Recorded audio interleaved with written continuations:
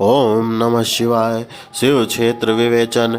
हे सूत, तुम योगी श्रेष्ठ हो और शिव के क्षेत्रों के जानने वाले हो। सूत जी बोले, आप श्रद्धा से सब क्षेत्रों और उनके महात्म प्रतिपादक वेद विभाग को श्रवण कीजिए। सूत जी बोले, हे ऋषियों, मुक्ति देने वाले शिव के क्षेत्रों को श्रवण करो।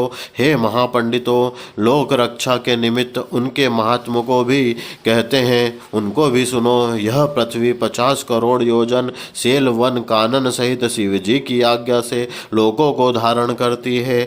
जहाँ के शिव क्षेत्र और वहाँ के निवासियों के मोक्ष के निमित्त कृपा करके प्रभु ने क्षेत्रों की कल्पना की है।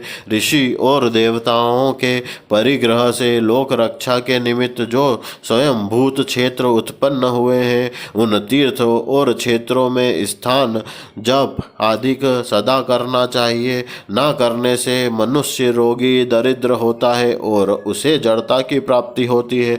जो मनुष्य इस भारतवर्ष में मरण को प्राप्त होता है, वह स्वयंभू के स्थान में निवास करके फिर मनुष्य लोक में आता है। हे ब्राह्मणों, जो क्षेत्र के पाप करता है वह दृढ़ हो जाता है। इस कारण पवित्र क्षेत्र में निवास करके अणु मात्र भी पाप ना करें। जिस किसी उपाय से पुण्य क्षेत्र में बसे सिंधु और गंगा के किनारे अनेक तीर्थ हैं और पवित्र नदी सरस्वती 60 मुख वाली कहलाती है, उसके निकट वास करने से मनुष्यों को शिव पद की प्राप्ति होती है। हिमालय से निकली हुई पवित्र गंगा 100 मुखों वाली है, उसके किनारे भी काशी आदि अनेक क्षेत्र हैं।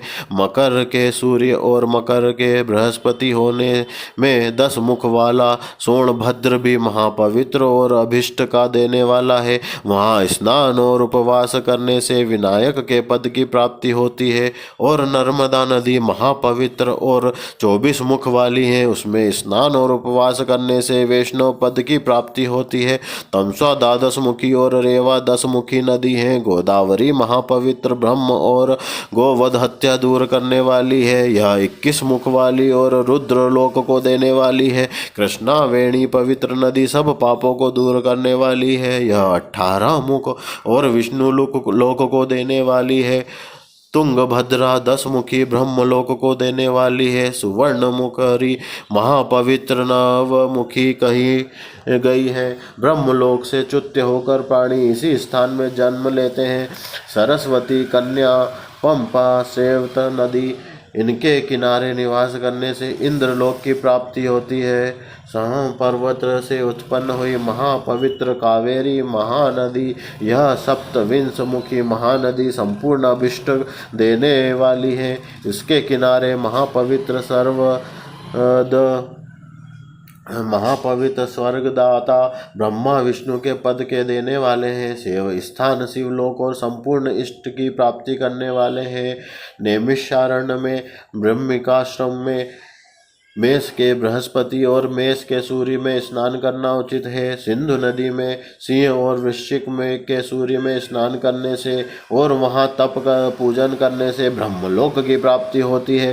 केदार का जक्तपान और स्नान देने वाला है। गोदावरी में सूर्य और सिंह के बृहस्पति में वहाँ स्नान करने से शिवलोक की प्राप्ति होती है, यह स्वयं शिव जी ने कहा है। कन्या के गुरु और सूर्य होने से यमुना और सोनभद्र में स्नान करें तो धर्मलोक गणेश लोक में महाभोग की प्राप्ति होती है। तुला के गुरु सूर्य में जो कावेरी में स्नान करता है, वह विष्णु वचन के महात्म से संपूर्ण मनोरथ को प्राप्त होता है। वृश्चिक के गुरु और सूर्य में नर्मदा नदी में स्नान करने से विष्णु लोक की प्राप्ति होती है। धनु के गुरु और सूर्य हो तो सुवर्ण मुखरी में स्नान करने से शिवलोक की प्राप्ति होती है, ऐसा ब्रह्मा जी का वचन है। मकर के सूर्य और गुरु होने से माघ में गंगा जी में स्नान करें तो शिवलोक की प्राप्ति होती है, ऐसा ब्रह्मा जी का वचन है। फिर वह ब्रह्मा तथा विष्णु के पद का उपभोग कर उसके उपरांत ज्ञान को प्राप्त होता है। माघ के महीने में गंगा में स्नान करने से कुंभ के सूर्य में श्राद्ध पिंड दाना तथा तिलोदक देने से अपने वंश और पितरों के असंख्य कुल का उद्धार होता है।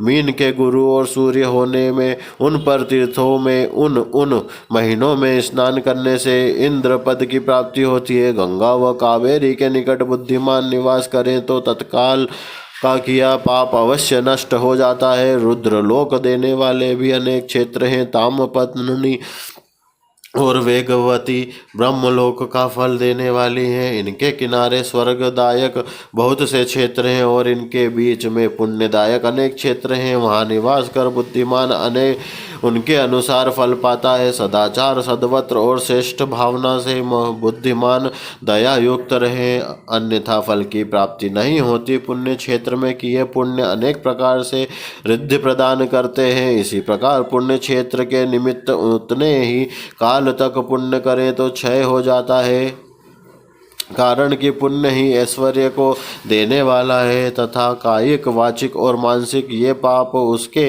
नाश से हो जाते हैं। मानसिक पाप वज्रलेप के समान है और कल्पांत के किए पाप केवल ध्यान मात्र से ही नष्ट होते हैं, दूसरे प्रकार से नहीं। वाचिक पाप जप समूह करने और कायिक पाप काया शोषण से नष्ट हो जाते हैं। धन का पाप दान करने से नष्ट होता है, अन्यथा 100 करोड़ वर्ष भी नष्ट हो जाता है, अन्यथा वो भी नष्ट नहीं होता।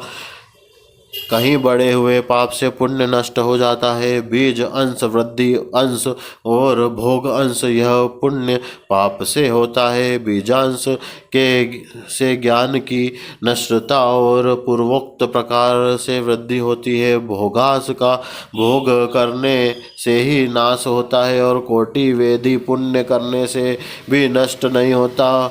कंजाकुर नष्ट हो जाने से, शेष भोग करने से मिट जाता है। देवताओं की पूजा और ब्राह्मणों को दान और अधिक तप करने से समय पाकर मनुष्य भोग में सद्य हो जाता है। कहीं भोग नाशो ऐसा पाठ है कि भोग नष्ट हो जाते हैं। ओम नमः शिवाय।